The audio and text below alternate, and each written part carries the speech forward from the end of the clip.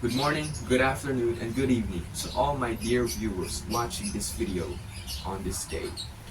Welcome to the Pioneer Experience. To start off this video, I would like to read an excerpt from the poem I Know Why the Caged Bird Sings by Maya Angelou. The caged bird sings with a fearful thrill of things unknown but longed for still, and his tune is heard on the distant hill, for the caged bird sings of freedom. In this video, I wish to talk about the film Dead Poets Society. So my captain, let's begin, shall we? Now, you don't get away that easy. Picture of Uncle Walt up there. What does he remind you of? Don't think. Answer. Go on. A madman. What kind of madman? Well, think about it. Just answer again. A crazy madman. Oh, you can do better than that. Free up your mind. Use your imagination. Say the first thing that pops into your head, even if it's total gibberish. Go on. Go on. A sweaty-toothed madman. Good God, boy. There's a poet in you after all. In this movie, there are 4 characters that I would like to talk about. The first character that I wish to talk about is none other than Todd Anderson. Todd Anderson is us. He's the basic personification of us, the viewer. We are scared shitless. Now, I don't mean to generalize, but we're afraid, we're nervous, we don't want to break from the status quo, we don't want to set apart ourselves. We're afraid that if we express ourselves, people are just gonna look at us weird, like, huh? What are you doing, man? Go back to your job, go back to your 9 to 5. You know, we don't want to shout. We don't want to shout words of freedom. We don't want to sing. We don't want to hum the tune of freedom. Rather, we would much rather choose to quietly, silently whisper the words of freedom, whilst proudly exclaiming, solitary confinement, imprisonment, death from never truly expressing myself. You more wish to scream those words rather than the 7-letter word, freedom. That's why one of the most powerful scenes in this movie is when Todd Anderson never writes the poem. He couldn't do it. But then, Keating puts him up in front of the class. He tells him, close his eyes, say whatever you want to say. Make a poem, basically. He says that he is being suffocated by a blanket, trapped by this blanket, destroying him, killing him. That's basically true, because for most of the film, that is basically what's happening to him. He's being crushed under by the weight of imprisonment, of not wanting to break free from the status quo, that he'd much rather be a wuss. He'd much rather live his entire life scared rather than living his entire life expressing himself. And on that day forward, he realized the importance of Carpe Diem, of seizing the day. And in one of the best scenes of the film, spoiler alert, is the ending, where he basically states, he jumps on his desk, he stands on his desk, he tells Mr. Keating, "Oh Captain, my captain." That was basically his seize the day moment, and of course also one of the greatest scenes in the film.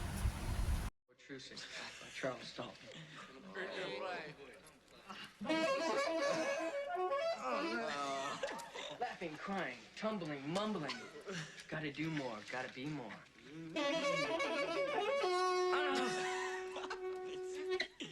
Chaos dreaming, gotta do more, gotta be more. The second character that I would like to talk about is the person who is everything opposite of Todd Anderson. He's not afraid, he's extroverted, he always expresses himself. It's of course none other than Nuwanda. Now Nuwanda, he is probably some of us, but those people probably wouldn't be watching Dead Poets Society. They'd probably be doing what Nuwanda is doing and doing all of that. I mean, maybe they would, but of course I don't mean to generalize again. But see, Nuwanda, he is so vibrant, so expressive. Carpe Diem, seize the day. He's been doing it since day one. He is a brother who has been seizing the day for every moment of his life. Wow. That is what makes Nuwanda so interesting. Out of all the characters in this movie, he is the one that feels less like the viewer. He's the one that people would rather idolize rather than, relate to. He's an amazing character. One of my favorite scenes of him is, of course, when he in the meeting, people are wondering who wrote the paper that they wanted girls in the school. Suddenly a telephone rings. He has a telephone. He says, I got a call from God. He tells me he wants girls in this school. That right there, Carpe Diem sees the day. Or maybe when he's in the cave, the simple statement that he'd much rather play the saxophone rather than, I forgot what instrument it was. The flute, I think, the clarinet, I forgot. But he'd much rather play the saxophone, more soulful, more vibrant, more expressive. That right there is Nuwanda. He's vibrant, he's expressive. He's a god among men. He's a god amongst men. That is what Nuwanda is. Thank you. Chad, can you get that? Yeah. I'll get it.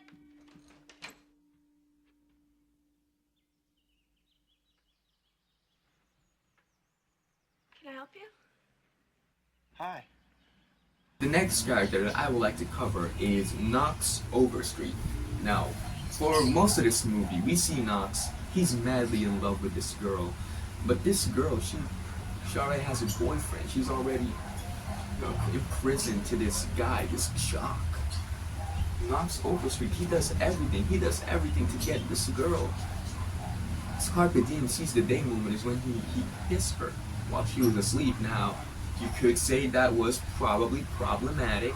I would not beg to differ. But if it's Carpe Diem sees the day moment is that, well, we can't really do anything. And another one of his Carpe Diem sees the day moments was him basically just stating this poem to this girl in a classroom in front of all the people. His Carpe Diem seize the day moment tells us that we should just go for it. Go for it. Why not? We should keep trying and trying and trying. And one day, we just gotta do it. You can't just keep, getting encouragement from your friends, reading motivational quotes, watching motivational videos, watching Dead Poet Society over and over again. One day, you're just gonna have to go for it. You're just gonna have to do it. And sometimes it's successful. In Knox Overstreet, it was successful. Sometimes it's not. And the next character that I'm going to be covering is when his Carpe Diem sees the day moment. It wasn't exactly all that successful. So good night unto you all. Give me your hands if we be friends.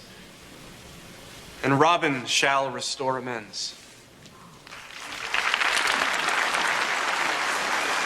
The final character I wish to talk about, it is none other than Neil Perry. Neil Perry is one of the most tragic characters in this movie. For so long, he has always wanted to be an actor in a musical, in a stage play that his parents, his family does not approve. They want, especially his father, he wants him to be some sort of a lawyer, a doctor, any one of those things. Why? Because it's the safe option. It's the option that guarantees you the least amount of resistance. Yeah, it's hard, but it gets you money, it gets you finance, it gets you a house, it gets you a family. But Neil Perry, what if regardless of all that, he just wants to be an actor? What would he do? Well, he enters a play without his father's knowledge, his consent. He, of course, gets auditions, gets approved, and on the day of the play, his father suddenly comes and tells him, before the play, what are you doing? Stop doing that. You're not an actor. You become what I want you to be. This limitation, at first we view it as maybe it's not all that harsh. You know, after the play, Neil Perry acts. His friends love it. His dad hates it. Absolutely loathes it. He takes him and tells him, "I'm sending you to military school." So his Carpe Diem seize the day moment hasn't really been going well. So get this scene. They don't show it, but it's very implied, and well, it is shown. But he kills himself. He commits suicide, and you know, it's not really all that good. And I'm not telling anyone to do that. You know, screw it up. But his moment shows a man so wanting to be free, so wanting to express himself, so wanting to be a freedom, yet getting rejected over and over and over again. These limitations, they literally killed him. These limitations set on us by society, these confinements that society have placed upon us, one by one, they are killing all of us. They are killing our dreams, our hopes, our ambitions. A society that limits people is a society that basically kills people. That is what Neil Perry's story is all about. So I want to end this video by saying that Dead Poets Society is one of the greatest movies I've ever watched in my life. It's emotional, it's heart-wrenching, it's heartbreaking, but it's also poignant. It teaches you a story, it teaches you a lesson of seizing the day, of freedom. It shows you freedom. People wanting to be free. People constantly being defined by their limitations. Limitations defining people more than they define their limitations. It's horrible, you know? Like, so many of us live in cages, and yet we all sing of freedom. We all want to sing of freedom, yet we can't. For some reason, cannot. Singing the voice of freedom is even hard for us. So we just quietly hum. We just quietly whisper it, hoping to be heard. But the true bird, it cannot hum all day. It cannot sing all day inside of a cage. It has to use its claws, rip apart that cage, destroy it, fly away from that cage, and soar to the sky, to the morning sky, to the night sky, and proudly exclaim, "I am free. I am living. I am me. This is life." Thank you. Good night, good afternoon, good morning, whatever time of day it is for you.